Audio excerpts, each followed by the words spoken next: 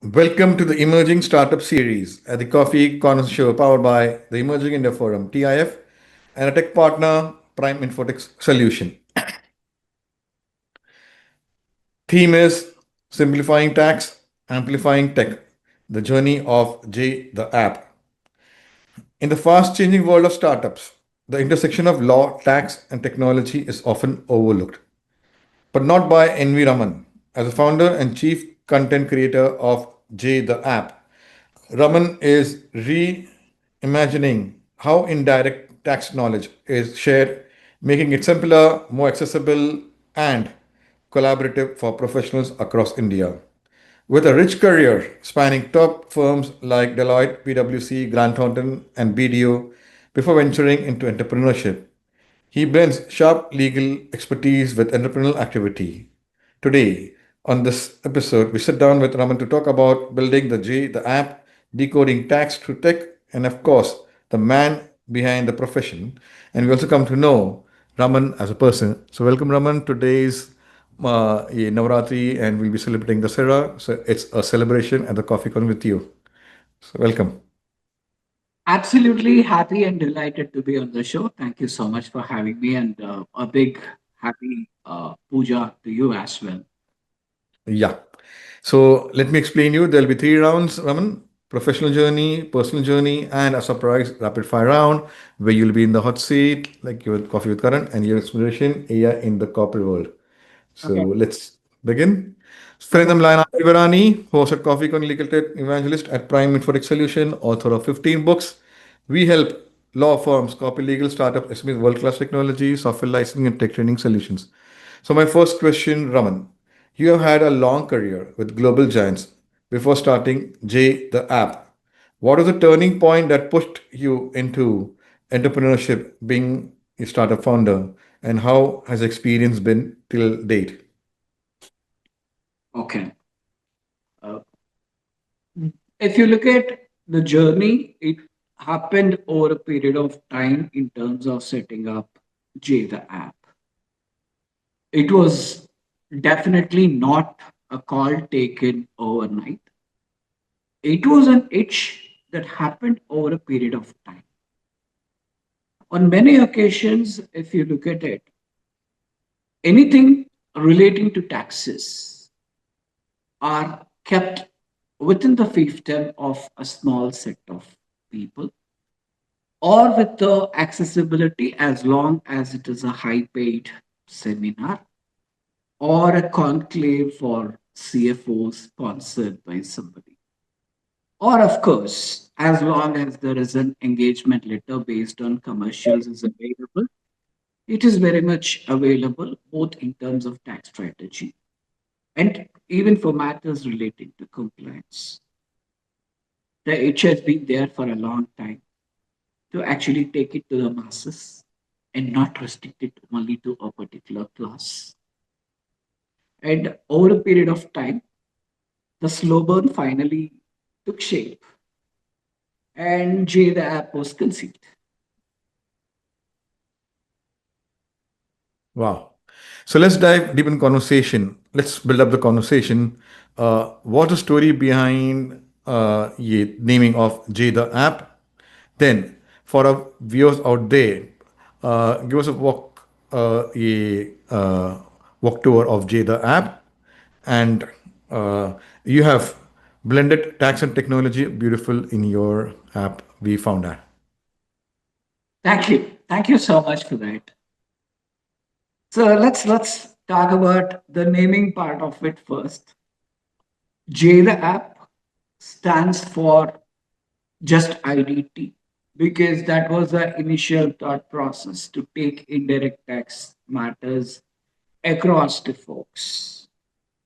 And when we sat and then did the, you call it the insana, you call it the brand of J the app, I was exceedingly happy that what was meant to suddenly stand for J. When one of my friends told me it resembles the trunk of Ganesha, that was so coincidental, but such a happy moment for us as well. It has been close to 1.5 years since we started the beta version of the app. The beta version itself was quite challenging because the 30 and odd folks who were there as a part of the beta version wanted the world to be inside the app. It was, of course, an exceedingly happy moment because that itself was a kind of a vindication to what we started out in terms of setting up the app. Nothing but dissemination of tax matters across to anybody who would find it quite productive and useful. Over a period of time, the little uh, the little happiness we have derived is also essentially from let's say the kind of a response we have got from the subscribers, and those have been amazing moments. Anything else you would like to want me to add specifically in terms of the question you were No, no. Let's asking build earlier? up. Let's build up. So tax is often seen as dry or intimidating. How do you make it engaging and user friendly for the professionals in your J the app? All right. Yes. Intimidating. Yes. Quite frustrating. Definitely yes. What we what we have tried to do, and I would say that we have fairly succeeded, is to blend tax matters in such a way that we are able to call it out like narration of a story. So whatever a person asks, a J insider, a J subscriber asks, there are two ways of looking at it. One is to give a direct response to it, and that will ensure that absolute accuracy to the tax position is maintained. At the same time, we would like to make tax engaging, not just exceedingly dry, which is the way tax has been made out for decades together. To make tax engaging, we kind of add a narration, make it more like a storytelling. Let me also share with you one of India's largest uh, biscuit manufacturing company. The tax head was talking to me a couple of years back, and he was asking me a particular question with regard to the special economics. So when I actually narrated the entire ecosystem surrounding his question and gave him his response, his answer was very simple. Uh, I usually end up asking at the end of every narrative when I do this, is my communication clear? I don't know. I think I made it as a practice. So he told me, like, forget about me understanding your narrative. If you have given this narrative to my grandmom, I'm sure even my grandmother would have understood what you were talking. And this coming is a response to a tax question and a response to the question which she had posed. Uh, that that is an enabler in terms of the approach we have to make any narrative around taxes not dry anymore. And if you also seriously look at it, once we are able to put you in a picture to understand your question, to make you understand your question in terms of the further rejoinders or further questions or further statement of facts which we would like to have, you understand the question, you understand the response because we are able to actually put us in your shoes. And that makes you embrace tax, be it tax strategy or be it any compliance issue, with a much more set of emotional element than treating that as something that needs to be done by way of a paperwork. Wow. Okay. So, Raman, how did the idea for live discussion forum come about, and how has the experience been with the users. Okay. Uh, so we have a very, uh, very good or good habit of debating everything, be it politics, be it movies, be it cricket, be it current affairs, any topic we love to debate. If you look at any conversation around taxes, somewhere the concept of debate has been missing. The debate is missing also because you send out a mail asking for a position on a particular question you have, and you get the response. This is the legislative position. Based on the facts you have given, this should be the response. If you need to actually add one more fact to it, it may so happen the response might actually change. And we wanted to overcome this for a larger set of professionals, be it in the consulting firms or be it as part of India Inc. working in companies. And therefore, the idea to have a debate actually, was the root of having a discussion forum because we technically don't have a discussion forum as of now to talk about taxes. We started this approach with indirect tax. It is open for anybody and everybody because J the app, people behind J the app are expected to be absolutely neutral irrespective of what we do otherwise.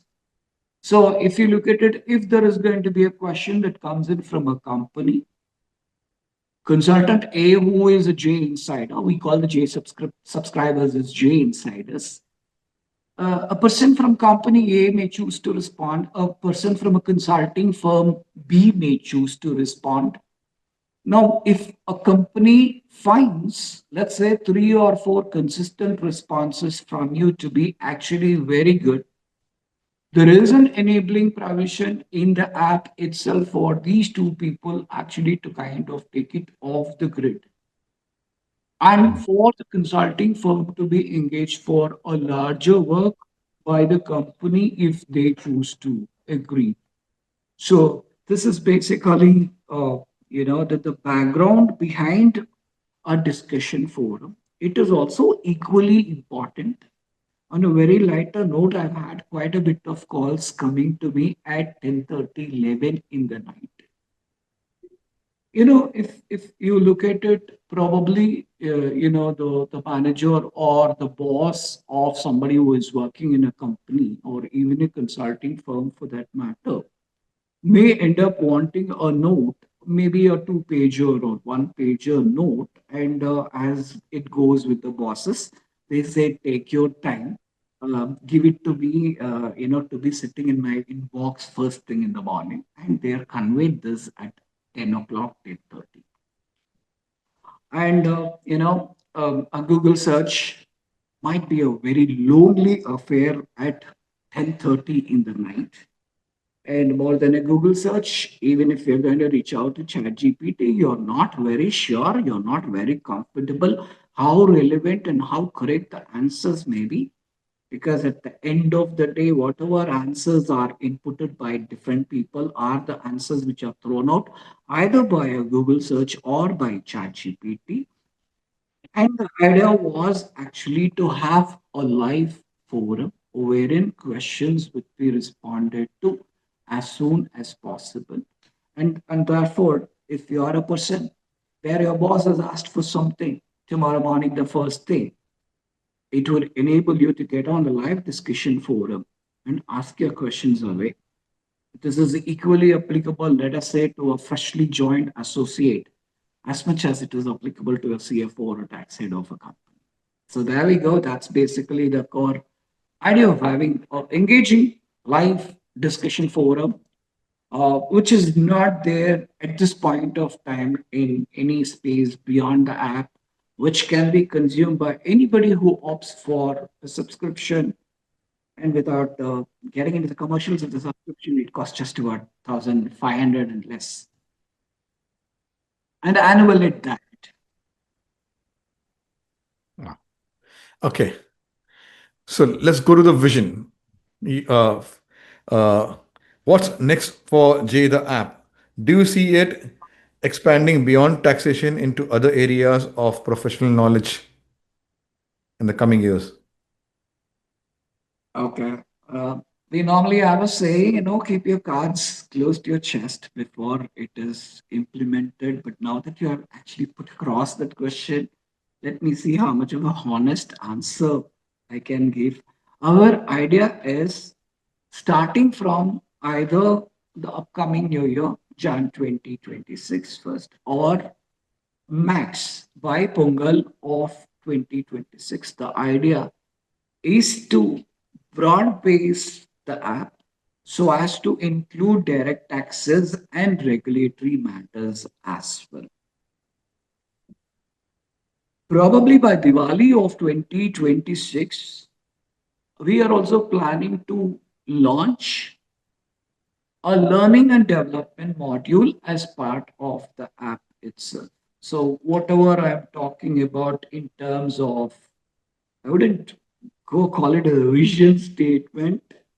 Wait, whatever we are talking about, we are planning to have that inbuilt in the existing app itself to have a learning and development core module. And of course, probably by 2027, which right now is at an aspirational level, to have an enabling facility in the app to go for faceless consent. Today, if you look at it, the income tax for many matters, as a revenue officials, they have gone for faceless assessment. We are, but when it comes to providing consulting by way of opinions, by way of memos, we get into a very long standing issue of, let me share you a proposal, you accept the proposal, let me share you an engagement letter, you accept it, let us then decide on what the commercials should be. And then after I end up actually giving it, okay, if I'm going to ask for one additional question, okay, this was not part of the commercials. Can we therefore revisit the engagement letter? Do all of that, have meetings. Now, as long as we have facts of whatever questions you may have, even when you want an opinion or by way of a memo, beyond the live discussion forum. The idea is to bring in the concept of faceless consulting as a part of the app. While I say idea, I am referring to that as an aspirational idea at this point of time. Of course, we would like to have embedded artificial intelligence, which is one of the reasons we are pushing quite a bit of content within the app so that we are able to kind of address, use the AI as the first responder without losing out on the human intervention or human interference. Any which ways you look at it. Wow. Okay. Good thing you brought up the topic of AI. What role do you see AI and automation playing in the future of indirect taxation? Okay. Uh, so at the outset, I would say the government of India sits on the largest bank of data which is available. And for usage of AI, one of the prerequisites is inbuilt data.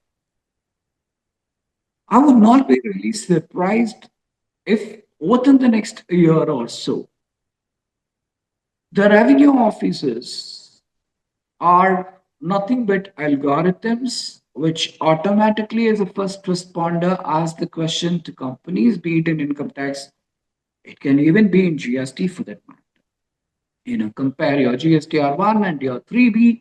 And whatever difference you see then and there can be generated as a AI based question by the revenue authorities. Now, when we are looking at that kind of a situation,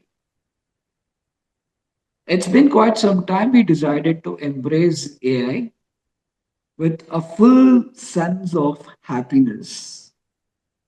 End of the day, AI is not meant to replace human beings. Think about the situation if there is going to be a human being by way of a pilot, AI can be a co pilot, and the AI is not expected to replace the functions of the pilot. We have already embraced AI to a large extent for certain data analytics of the app per se. We also plan to embrace AI as much as possible to use it to our advantage and not remotely feel threatened about the presence of AI. If you look at it in many ways, what we have sought out to do by J, the app, by having J insiders, is a classic case of tax meet tech. And tax walks hand in hand with tech. In that being the case, I would say that we adore AI. Wow. So, Raman, as a founder, how do you balance content creation, leadership, and strategy? Okay. Um, okay, if I might say so, I would say the word balance is basically a myth. What I do is juggle. The typical Indian Jugadi way of juggling many things and having again the Jugad way of making the best out of optimal availability of time, especially. In essence, while all of us end up spending close to 10 hours to 12 hours a day, which is applicable for you, which is applicable for me, and for many of us who have chosen either entrepreneurship or not treating a job as a job, but treating that as a career. As long as we do that, we need to chip in about 70 hours at least. And what I do is I convert every 1 hour into two blocks of 30 minutes each. And when I have to do multitasking or parallel processing for that particular 30 minutes, I focus on the task on hand and try to do justice. This includes the time when I end up traveling so that I can actually make good utilization of the time. So uh, I just juggle and uh, coffee is the perfect companion for various juggling activities as well as what I would say. Wow. Okay. So, how did your education at NUS Singapore influence your startup mindset? Okay. Um, so to share with you, um, so I did my master's in law at NUS, and I was probably the oldest in the class of 12, 13. That is because I wanted to take a nice break from what I was doing. And then I actually kind of wanted to study further. And NUS Singapore I was very happy, delighted when I was offered a place with a good amount of scholarship at NUS Singapore. Now, that was the first time when I had sat together with uh, more than 10 nationalities. We had to sit together and work on a project. And to share with you, uh, because of restrictions of the curve which I had opted for, I was not able to get mediation and dispute resolution as one of the electives. So day one, when that class was about to start, I just stepped in along with the professor and told the professor that I would like to sit in your class, irrespective of the fact that it's not my elective. He looked at me kind of shell shocked because I don't think he gets that kind of a statement. People try to escape classes; they don't want to step into your class. He was very happy about it. And that is one class where I had to actually work with almost like five in a team and five in the opposite team and trying to actually do just everything together. And that's where you understand things are not, beat ideas or beat ideations. It's not about barriers. It's about wanting to work together. So till now, till I joined NUS, it was all about stacking up hierarchies. But NUS taught me the concept of connecting the dots, which is coming in very helpful and useful as a part of my startup journey as well. Okay, let's go memory down the lane, Raman. Startups often face resource constraints. How do you manage the early challenges of building J, the app? We survived on conviction. And that is something, what you're saying is like so relevant because money was tight. And it's not a case about splurging money because we have the personal cash with us, actually. It's about how much of a money has to go into it and to ensure that we don't end up having more than what we had projected as a part of the runway cost. So, money was definitely a challenge. Within last 1.5 years, the conviction and the vindication of the conviction has always been there. There have been other challenges as well because, like, we initially had to go with a developer who did not deliver, and we had paid half of his free fees by then. We moved on to yet another developer, the same story altogether. I would like to particularly uh, thank the current developer who shares uh, kind of an insane level of passion as much as we share with regard to the app. And uh, and uh, so the challenges started off even before we can officially launch the product, because at the heart, at the core, we don't consider J the app as a product at all. We consider that as probably creating a learning tax based ecosystem. Challenges have been plenty, and I'm sure challenges would continue. After all, where's the fun in life without challenges around? But at the same time, our conviction has been there to kind of get us keep moving. Wow. Okay. So my last question for your profile journey round. What advice would you give to professionals who are at the peak of their career and who want to take a leap into a startup entrepreneurial journey? Be ready to dream, dare, and hustle.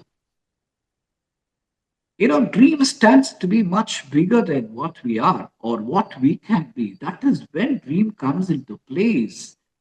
Let's say, let's say a senior manager in a firm is automatically going to become a partner in the firm in about 5 or 8 or 10 years, whatever it is actually. And that cannot be a dream. The dream has to be bigger than what you are. And once you dream that, dare to convert that dream as a part of your ideation, and which is very important. And no, at no point of age, can be ever considered as late for doing anything you want to dream. Post dreaming and post daring, of course, the hustle comes in. Be ready for the hustle. Have a good plan. Prioritize your next 8 weeks to 12 weeks as to what your implementation strategies would be.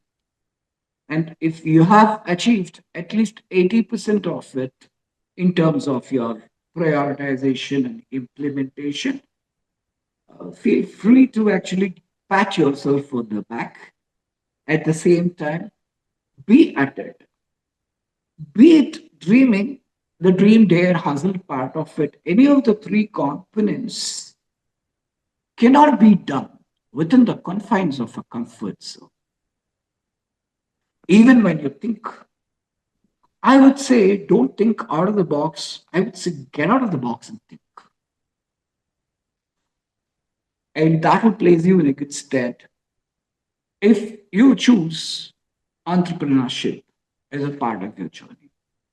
There is absolutely no point in duplicating what you're currently doing in the name of being an entrepreneur. So I would say dream big. I mean, I'm not in a position to give an advice. I would not like to call it as an advice, but this would be my take on this. So let's go to next round, Raman, and understand you as a person. Tell us about your family and your formative years. Okay. Uh, Basically, uh, Tamil Tanjurian grew up in a, if there is a slot called middle class, uh, that's a background I've had. Uh, and Parents have always been extremely supportive in not just for me, for all four of us, three sisters and myself. Uh, they have always encouraged us to dream big, chase our ambitions. In fact, to share with you, one of the reasons I went to do my masters in NUS was more of my mom's dream than my dream. So that's a kind of a family I grew up in. Um, I mean, without sounding too much of a cliche, while it was just a middle class family, but very quite a traditional, without sounding even a bit conservative. So I had everything going as a part of uh, growing up, and we don't end up actually getting any vision statements or mission statements from the family when we grow up. There are no boards inside the house. These are the 7 or 10 or 12 charters you need to abide by in your life. But at the end of the day, we pick up, we imbibe what we get to see by way of actions from the family rather than words. And there I would say that I've been exceedingly gifted, but pretty much no, I've not been an academically very bright student. I just cruised through with just the first class, which did not take me anywhere in terms of being super intelligent, um, considering the fact that my sisters were actually super intelligent, who scored all three of them scored 98 plus in their education, where I was just cruising through with some 64, 65, and I was personally very happy. Oh, I got a first class. Wow. Okay.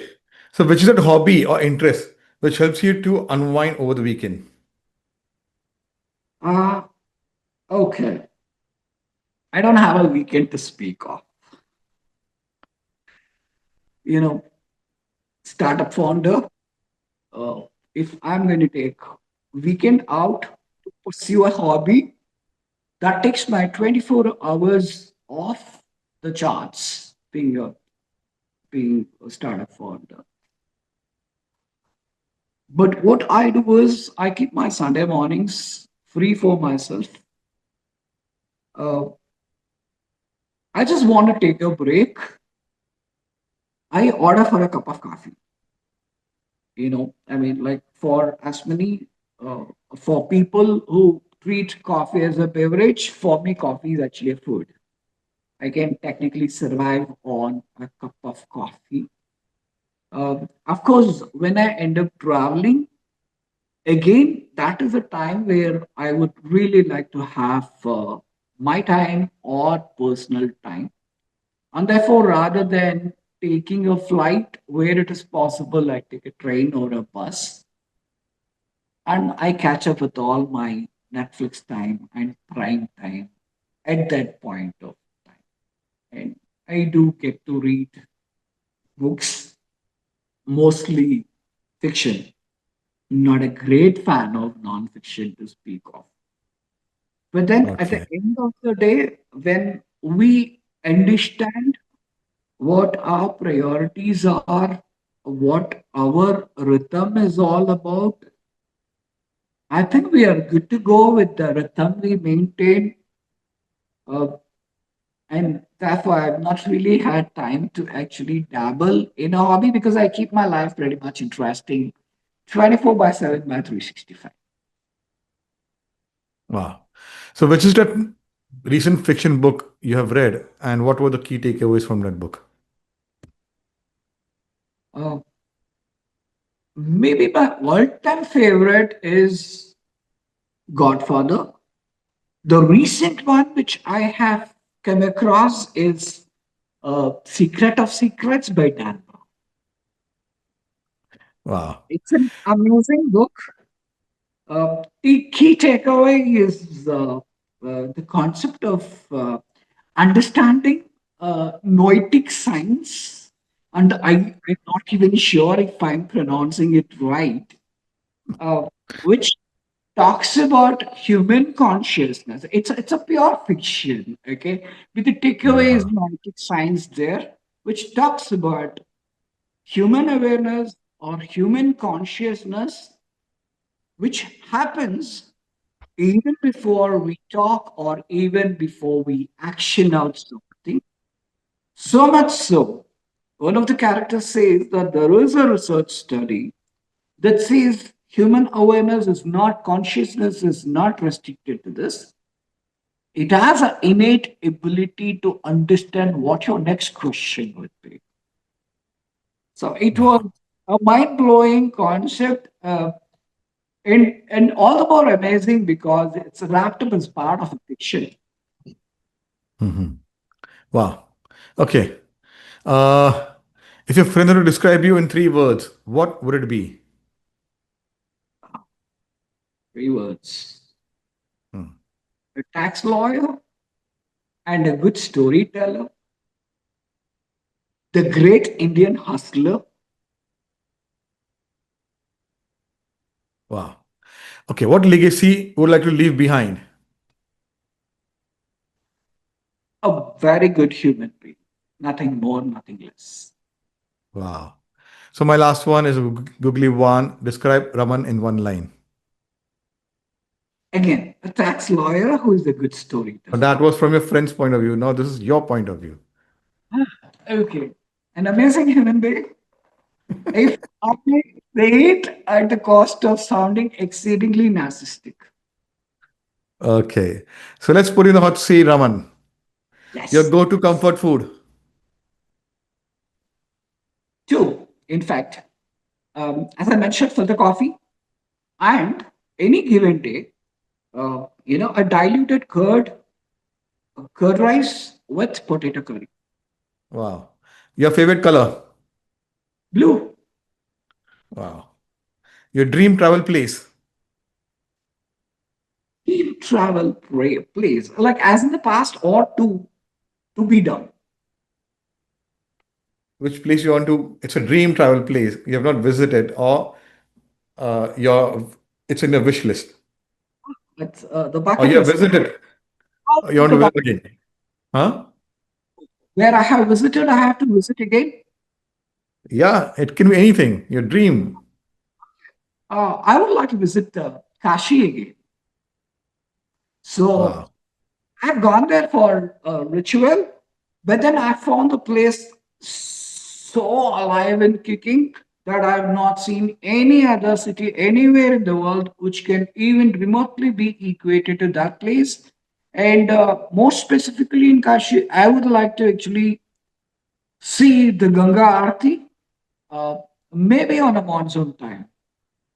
Wow. And my Okay. bucket list, of course, is quite long. Tax codes or tech codes. Both. Wow. Both will So I have. won't ask you tea or coffee, as I know you are a coffee fan and you are at the coffee show. So let's raise toast together. Together. And here's your book for true. coffee speaker, coffee lover, which we autograph and send to you. So, friends, from global consulting firms to building his own digital first startup, N V Raman has shown us that entrepreneurship, being a startup founder, isn't just about creating businesses. It's about solving real problems in simple, scalable ways. His vision for J the app proves that even the most complex fields like tax can be made accessible with the right mix of expertise and technology. Beyond the professional, we have glimpsed a grounded individual who values family and smell joys having coffee because he's a coffee lover and he's at the coffee show. That balance big goals. As we close the conversation, one thing is clear. Raman is not just emerging as a startup leader. He's inspiring the next generation of professionals, especially who are the peak career, to embrace innovation with purpose and start their entrepreneurship startup journey with purpose and cherish those moments of next year career. So, like that, there are 500 plus coffee speakers sharing their professional personal journey. Subscribe, implement in your lives, and see a change. And we continue the conversation with another coffee speaker. So, happy Dasera to all of viewers out there. Take care, and we meet soon. Thank you.